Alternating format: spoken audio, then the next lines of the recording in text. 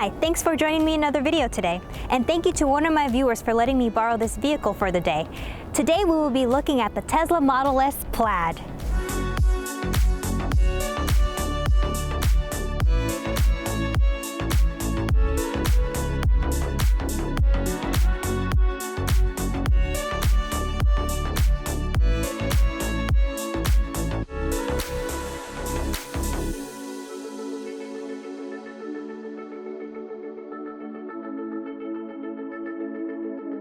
I haven't done a Model S review in English on the channel yet, so I'll go over everything about the car, not just the Plaid stuff. A bit of background about what makes this particular car so neat is that it was the first electric car that featured a long range while still being practical for everyday use. The Model S was first released in 2012 and received a facelift on the front end in 2016. With the new 2021 models, they've received another small facelift as well as some welcome interior changes. The performance driving modes have changed too, going from insane to ludicrous, and now to Plaid. While the cars keep getting faster, the range is also going up too. Improvements all around. Alright, let's get into some of the details. Since I'm throwing some costs and numbers out there, quick disclaimer. These are as of November 2021 and may change in the future. The Model S Plaid starts at around $130,000. Like the other models, it has 5 colors to choose from. You also have the option to upgrade your wheels to the 21-inch arachnid wheels like these for an additional $4,500. It also features 3 interior color options: black, white, and cream. Full self-driving can be added for an additional $10,000, or you can get it with a monthly subscription. A Plaid Model S with 21-inch wheels has an EPA rating of 101 miles per gallon equivalent. With the arachnid wheels, the car has a range of 348 miles. If you go for the Plaid with the 19-inch Tempest wheels, you get a range of 396 miles. Amazingly, even with the gigantic pair of motors on the rear end, switching to the regular Model S with 19-inch wheels only gets you an additional 9 miles, bringing it up to 405. Those motors must be really efficient. The Plaid has a top speed of 200 miles per hour and currently holds the record for the quickest production car to 60 miles per hour. It's able to go 0 to 60 in 1.99 seconds with a 1-foot rollout. Crazy! The 3 motors are capable of outputting 1020 peak horsepower. Since it's all-wheel drive, the handling shouldn't be compromised with quick launches, but let's be real, that's a lot of horsepower. This car features a 100 kilowatt-hour battery pack, so if we were using the old Tesla naming convention, that'd make this a P100T.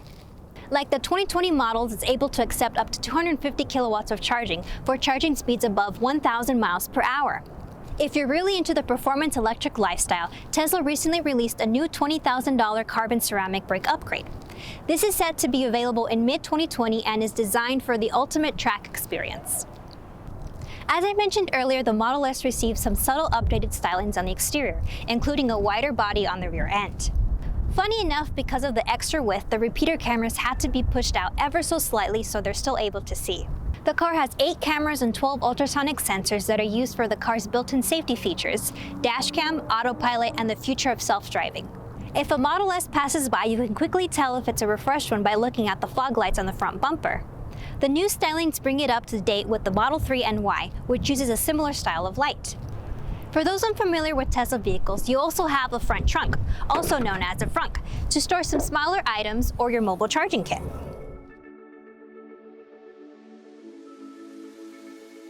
Opening the trunk, you have an automatic liftgate and 28 cubic feet of cargo space. Online, Tesla has a photo of a bike fitting in the car laid down when the back seats are lowered. So you've got a good amount of room here. Let's not forget about the exterior speaker. The speaker up front is to alert pedestrians of your presence, but can also be used for customized noises that it emits when you press the horn.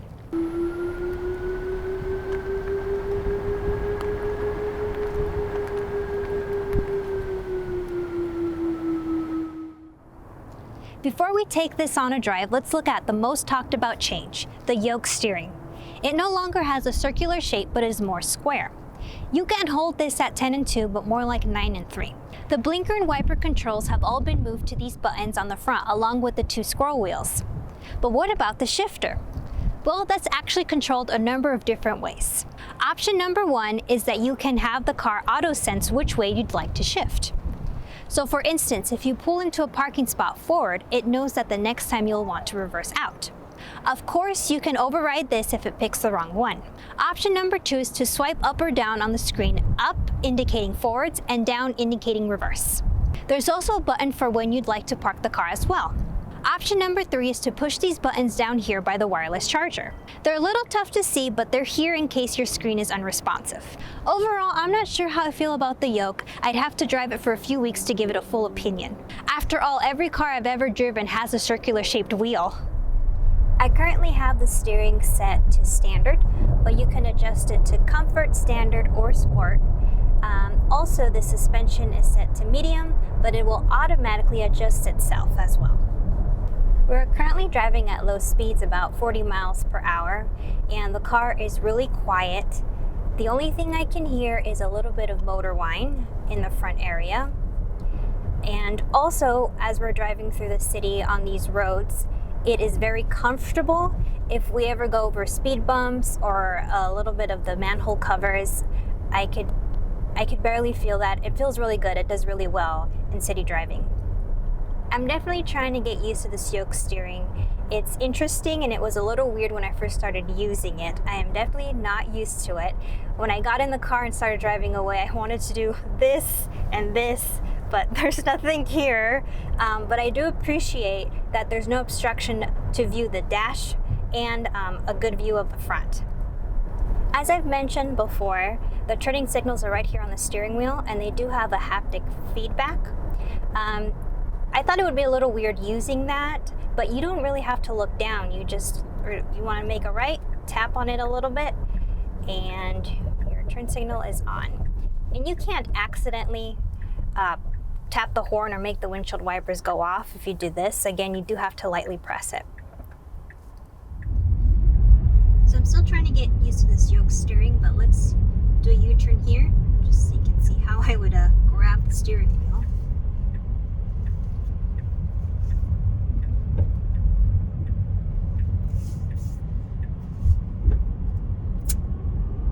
Wasn't too bad. Let's do a 3-point turn so we can look at the Yoke steering and how to change gears on the screen. I'm just going to turn on this road. So when I want to reverse, I just drag it down. Kind of crisscrossing my hands with the Yoke steering here. Alright, now I want to continue driving forward, so then I swipe up.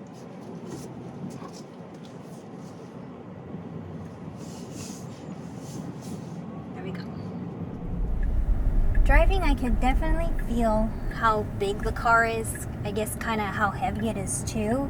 When I'm making turns, I kind of just want to go like this and make sure that I'm not going to hit a curb or anything. Very big compared to my Model 3, definitely.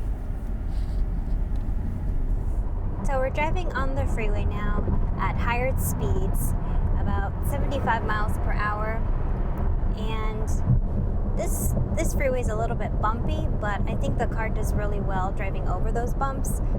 Also, the car is still quiet even if we're driving a little faster, but I still hear that slight motor noise in the front. So you have to be careful while driving the Plaid since it accelerates so quickly. If you're going on ramp onto the freeway or you're trying to pass a car, make sure that you're passing a car at a safe speed and not like 100 miles per hour, because you'll forget how quickly this car does feel. And it's instantly just launches. Go. Holy mother! Oh my god, I'm slowing down! I can't go. That wasn't even that fast. It wasn't that fast. I didn't put it all the way down. I just felt it and I had to stop for a second. Here we go again. Ready? Here we go again. Ready? Oh my god, like I gotta slow down. This is amazing! The interior has several changes and updates. We have what was once a vertical screen to now a horizontal screen. It's still 17 inches diagonally, but now with an improved resolution of 2200 by 1300. You also have a 12.3-inch driver display for showing you things like your speed, navigation, autopilot, visualizations, music selection, climate controls, and more. In the back, there's an additional screen that's 8 inches, but I'll go into more detail on that once we go back there. Up above, you have the panoramic glass roof. No sunroof here anymore, but a straight shot of the sky with no obstructions. There is USB-C charging and wireless charging for phones and other accessories. The Model S previously had manual vents, but with the new interior, you now control the flow of the air on your screen just like the Model 3 and Y. If you're looking into buying any Tesla model, let me briefly go over some of the functions you have on the screen.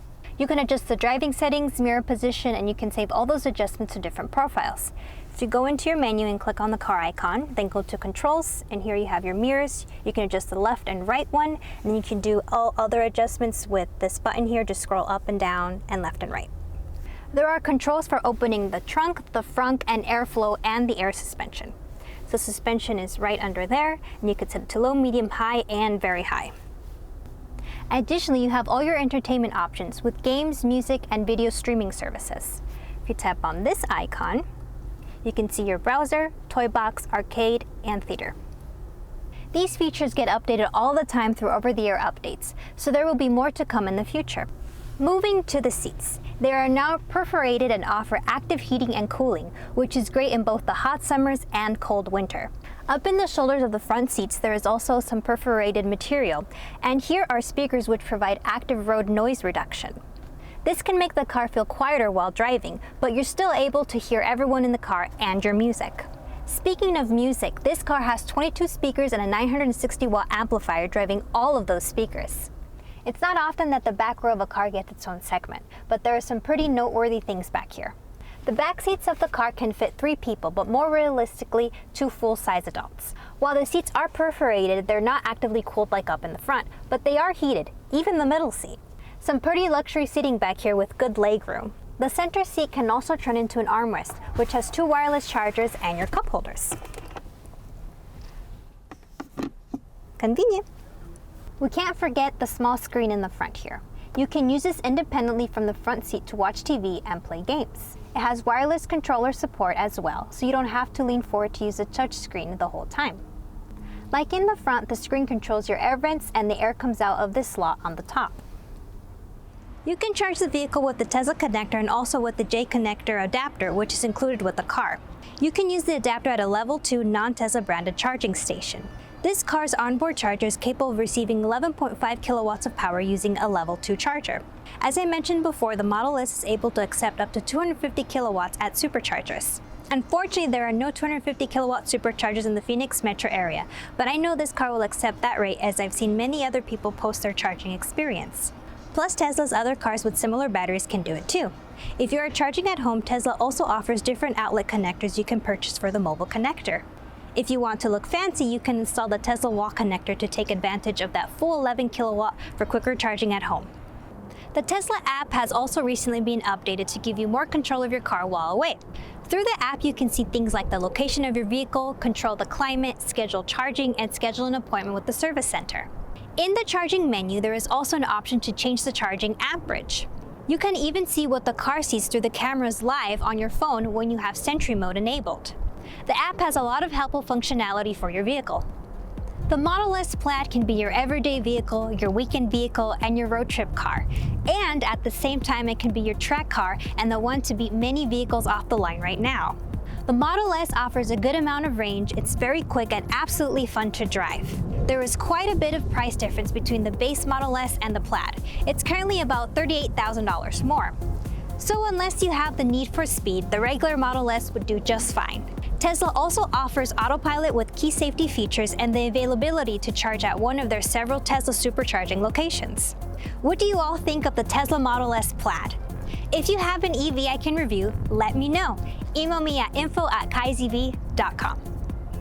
Thanks for spending time with me today. Make sure to subscribe for more EV content and follow me on social media at KaiZV and Kai's Tesla. Kai is my dog. And check out my website for more EV resources at kaizv.com. That's all for now, and happy charging.